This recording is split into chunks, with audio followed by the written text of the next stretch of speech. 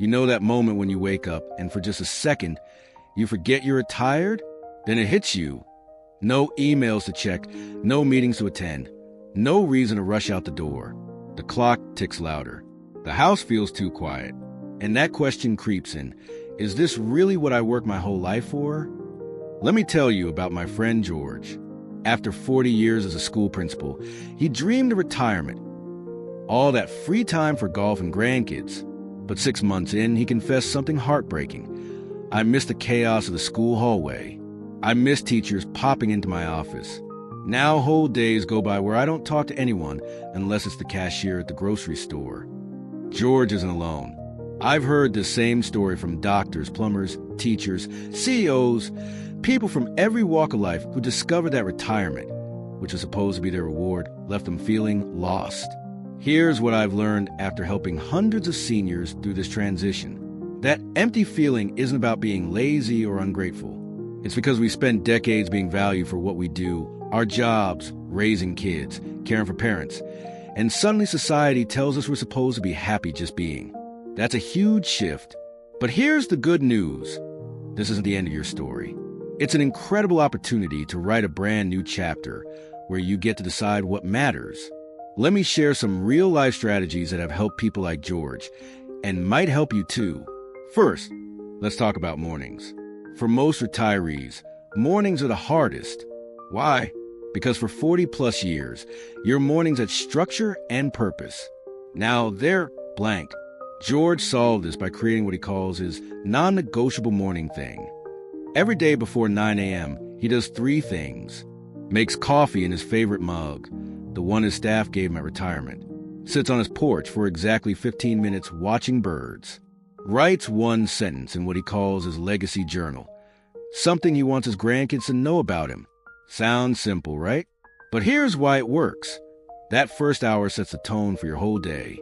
When you start with intention, the rest follows more easily. Now you might be thinking, but I don't have grandkids to write to. That's okay. Your non-negotiable morning thing could be walk and get the newspaper, even if you read it online. Calling an old coworker for a quick chat.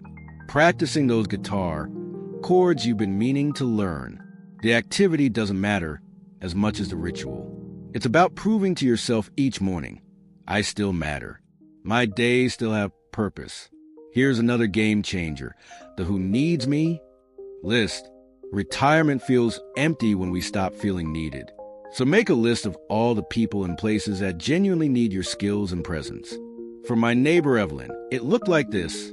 The library needs volunteers to read to kids on Thursdays. Her granddaughter needs help practicing Spanish. The community garden needs someone to organize the tool shed. She started small, just 2 hours a week at the library. But here's the magic. When you feel needed again, everything changes. Evelyn told me. Now when I wake up, I think Maria is counting on me to help with her Spanish homework. It gives me a reason to get dressed and show up. I know what some of you are thinking, but I'm tired. I don't want more obligations. That's fair. The key is finding things that energize you rather than drain you. If babysitting grandkids exhausts you, but teaching them chess lights you up, do more chess. Here's something surprising I've noticed. The happiest retirees aren't necessarily the ones traveling the most or playing endless golf. They're the ones who found ways to keep contributing their unique gifts to the world, just on their own terms now. Next time, we'll dive deeper into how to uncover passions you may have forgotten and why helping others might be the secret to your own happiness. But for today, I'd love you to try just one small thing. Tomorrow morning, before you turn on the TV or scroll through your phone, do your non-negotiable morning thing. Whatever that is for you, then notice how it changes the rest of your day. And tell me in the comments, what's one thing that always makes you feel like you? Is it gardening? Telling stories? Fixing things? Your answer might inspire someone else who's struggling. If this resonates with you, do me a favor and hit that like button. It helps these messages reach more retirees who need to hear them. Remember, retirement isn't about stopping. It's about finally having the freedom to focus on what truly matters to you. And that's worth figuring out. You know what's funny about retirement? It's like spending your whole life collecting beautiful seashells and storing them in a box. then suddenly having all the time in the world to admire them, but you can't remember where you put the darn box. That's exactly how my friend Linda felt. After retiring from nursing, she found herself sitting in her perfectly clean house, staring at the walls, thinking, I used to have hobbies. I used to love doing things. What were they again? Sound familiar? Here's why this happens. When we're in the thick of careers and raising families, our passions often get packed away like winter clothes in summer. Not because we don't care about them anymore, but because there simply wasn't time. Now that you got time, those old interests might feel foreign. Or worse, you might worry they're silly for someone your age. Let me tell you how Linda rediscovered her spark, and how you can too, though what made me lose track of time. Exercise. Linda started by thinking back to her younger years, before the responsibilities piled up. She remembered how she used to get completely absorbed painting watercolors. The thrill of finding the perfect fabric for a sewing project. That summer she took a pottery class and loved getting her hands muddy. These weren't just hobbies. They were activities that made her forget to eat, that gave her that flow feeling psychologists talk about. Try this. Grab a cup of tea and ask yourself, when was the last time I completely lost track of time doing something enjoyable? What did I love doing in my 20s that I haven't done in decades? You might be surprised what surfaces. For my neighbor Frank, it was building model airplanes, something he hadn't done since he was 15. Now his garage is a mini aviation museum that neighborhood kids love visiting. The 5-minute rule for trying new things. Here's where many retirees get stuck.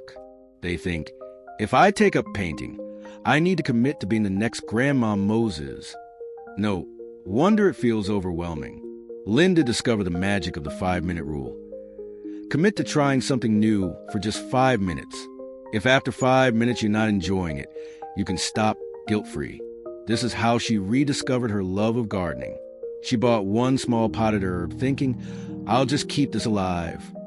That one basil plant led to a windowsill garden, which led to a small vegetable patch. Now she trades fresh tomatoes with neighbors, something that gives her both joy and connection. The unexpected power of being a beginner. There's something incredibly freeing about being a beginner again at this stage of life. When you're not trying to impress a boss or meet some standard, you can simply enjoy the process of learning. Take my friend Carl, who decided to learn the ukulele at 68. He's never been played professionally, but that's not the point. As he puts it, when I'm strumming and singing off-key, I feel like a kid again, and my grandkids think it's hilarious. The key is to give yourself permission to be bad at something new. That's how you discover hidden passions you never knew you had, when helping others helps you most. Here's something remarkable I've noticed. The retirees who seem most fulfilled are often those who found ways to help others using their lifetime of skills. Linda eventually combined her nursing background with her new love of gardening by volunteering at a therapeutic horticulture program for stroke survivors. It's like all the pieces of my life came together, she told me. You don't need to start a nonprofit to make a difference. It could be as simple as offering to tutor kids at the library in a subject you know well, teaching a craft workshop at the senior center, starting a neighborhood tool-sharing program. The magic happens when you share what you know with people who genuinely need it. Suddenly, all those years of experience become valuable in new ways. Now, I know some of you are thinking, but I'm not ready to commit to volunteering. That's okay. The point isn't to add obligations, but to experiment until you find what lights you up. Next time, we'll talk about creating daily structure that feels motivating rather than restrictive, and how to handle the well-meaning people who don't understand your retirement journey.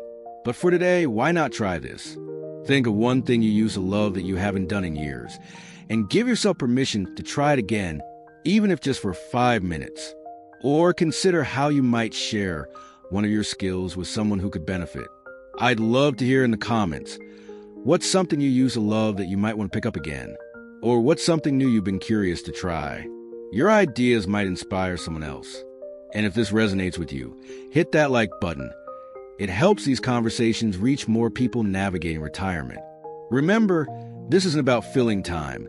It's about rediscovering what makes you feel truly alive. You know what nobody tells you about retirement? It's not just about what you do with your time.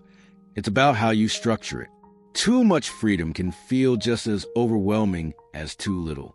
I'll never forget my neighbor Edna's confession. Some days I wander from room to room like a ghost in my own house. I've got all this time, but I can't seem to start anything. Sound familiar? Here's the truth. After decades of alarm clocks and deadlines, your brain still craves rhythm, just a kinder, gentler version. The happiest retirees I know aren't the ones with completely open schedules. They're the ones who design what I call an energizing routine, a flexible structure that creates momentum without feeling restrictive. The magic of anchor activities. Edna discovered that her best days had 3 key anchors: a morning get-going activity, an afternoon engagement activity, an evening wind-down ritual. Notice what's not here? Strict timelines or packed schedules. Just gentle guideposts that give her days shape and variety. Try this. Map out your ideal day with just 2 to 3 anchor activities. Leave plenty of white space for spontaneity or rest. The 2-hour project approach. Many retirees tell me they miss the sense of accomplishment they got from work. Here's the secret. Break big projects into satisfying 2-hour chunks. My friend Ray restored an antique car this way. Mondays, 10 a.m. to 12 p.m., work on engine. Thursdays, 2 p.m. to 4 p.m., research parts online. This gave him the progress he craved without burning out. Whether it's writing memoirs, learning a language, or reorganizing photos, the 2-hour project method keeps you moving forward while leaving room for life. Handling the you should be. Comments. Let's address the elephant in the room. Those well-meaning but irritating comments like, "You're retired. You should be traveling more." "My cousin joined a pickleball league. You should too." Here's your general response toolkit. For pushy family, I'm still figuring out what retirement looks like for me. For comparison happy friends, that sounds perfect for you. I'm enjoying my own rhythm. For unsolicited advice givers, I'll keep that in mind. Remember, your retirement is yours alone. There's no right way to do it. The power of retirement buddies. Edna found her solution in an unexpected place. A new retirees group at her library. These weren't her old work friends or mom friends, but people navigating the same transition. Their monthly coffee meetings became sacred space to share struggles without judgment, brainstorm new activities, celebrate small wins like finally cleaning out that closet. Consider finding or creating your own transition team, even just 2 to 3 people at similar life stages. When every day is Saturday. Here's the beautiful paradox. The healthiest retirement routines balance structure and spontaneity. They honor your need for both productivity and rest. Try this week. Pick 2 to 3 anchor activities that energize you. Choose one project to work on in 2-hour chunks. Connect with someone who gets it. Practice responding gracefully to unhelpful comments. Most importantly, give yourself permission to evolve. What works now might shift in 6 months, and that's perfectly okay. I'd love to hear, what's one element of your ideal retirement rhythm? Or how have you handled those you should be? Comments? Share your experiences below. Your story might help someone else feel less alone. If this series has helped you navigate retirement's ups and downs, hit that like button and consider subscribing. Remember, this isn't about creating a perfect retirement. It's about creating one that feels authentically, joyfully yours. Here's to finding your unique rhythm in this exciting new chapter.